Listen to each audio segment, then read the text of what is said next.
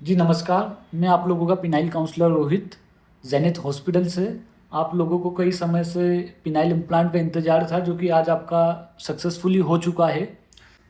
तो ये जो पिनाइल इम्प्लांट है ये एक दिन की प्रोसेस नहीं है कि जिसमें आपने पिनाइल इम्प्लांट कर लिया और आपका पिनाइल इम्प्लांट हो गया। पिनाइल इम्प्लांट की एक सच्चाई है कि इसमें 3% इन्फेक्शन और इरोज़न के चांसेस होते हैं। इन्फेक्शन तो आपको नाम से ही समझ आ रहा होगा, लेकिन इरोज़न मतलब होता है इम्प्लांट फट के अपनी जगह से बाहर आना। ये कॉम्प्लिकेशन होते हैं पिनाइल इम्प्लांट में। तो इसके लिए आप लोगों को कुछ प्रिकॉशंस का ध्यान रखना होता है जो कि 1 महीने तक आपको रखना होगा। ये जो इन्फेक्शन के और इरोज़न के चांसेस होते हैं ये सिर्फ 1 मंथ तक के लिए ही होते हैं। उसके बाद अगर आपने 1 मंथ अपना सक्सेसफुली निकाल लिया है तो आपको इन फ्यूचर भी वो कभी होने वाले नहीं है।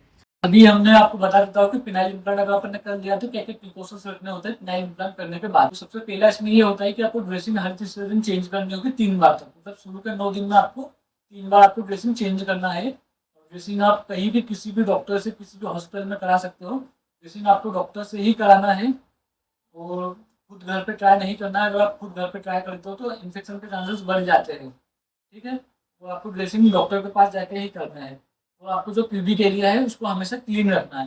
सेकंड इसमें ये होगा कि आपको पानी से बचाना है। आपको गीला बिल्कुल भी नहीं होने देना है अपने पेनिस को। कम से कम 1 हफ्ते तक तो आपको बिल्कुल भी पानी नहीं लगने देना है, ना ही यूरिन लगने देना है। अगर ज़रा से भी यूरिन या पानी लगता है घाव पे या ड्रेसिंग पे तो आपको तुरंत ड्रेसिंग चेंज करना है। थर्ड पॉइंट इसमें ये होता है कि आपको 1 से डेढ़ मंथ तक सेक्सुअल एक्टिविटीज़ पूरी तरह से अवॉइड करना होता है। ना? मतलब ना आपको हस्तमैथुन करना है, ना आपको सेक्स सेक्स करना है। ठीक है?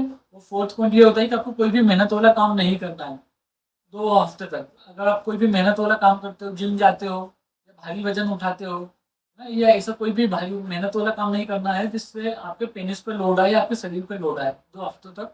ठीक है? और जो पाँचवा है वो ये है कि आपको डायबिटीज़ पूरी तरह से कंट्रोल करके रखना है। अगर आपकी डायबिटीज़ ज़्यादा होगी तो उसको ज़्यादा नहीं होने देना है और ज़्यादा है तो उसको कंट्रोल में रखना है। ठीक है? क्योंकि डायबिटिक पेशेंट को इन्फेक्शन होने के बहुत ज़्यादा चांसेस होते हैं। छठा पॉइंट ये होता है कि इसमें आपको चोट नहीं लगना देना है, पेनिस को बिल्कुल भी किसी भी तरह की चोट नहीं लगना देना है। और सातवां पॉइंट ये होता है कि आपको मतलब जो पेनिस है उसको उल्टा होकर नहीं सोना है आपको, है ना? तो आपको उल्टा होकर नहीं सोना है। उल्टे होने होकर सोने से जो पेनिस होता है वो दबता है।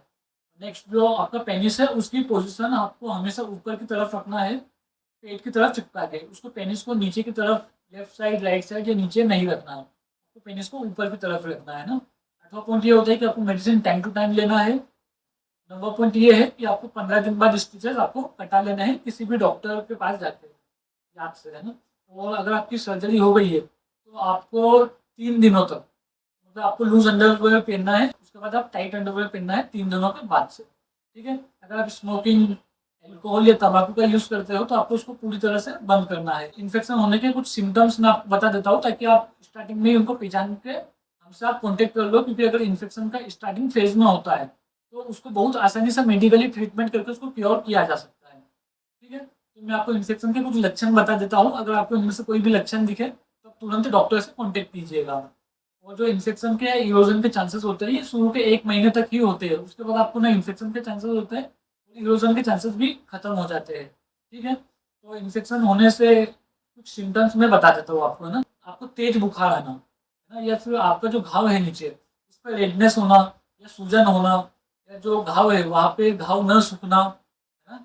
15 दिन में पूरी तरह से घाव सूख जाना चाहिए। घाव नहीं सूख रहा है मतलब कोई प्रॉब्लम है।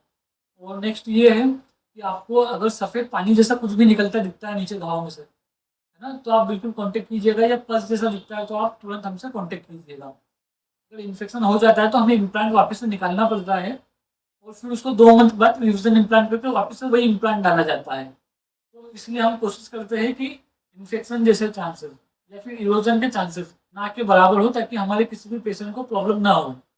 आप इन चीज़ों का ध्यान रखिएगा। ये जो चीज़ें हमने आपको डराने के लिए नहीं बनाई है ताकि आप डर के, आपको डरना नहीं है पहली बात।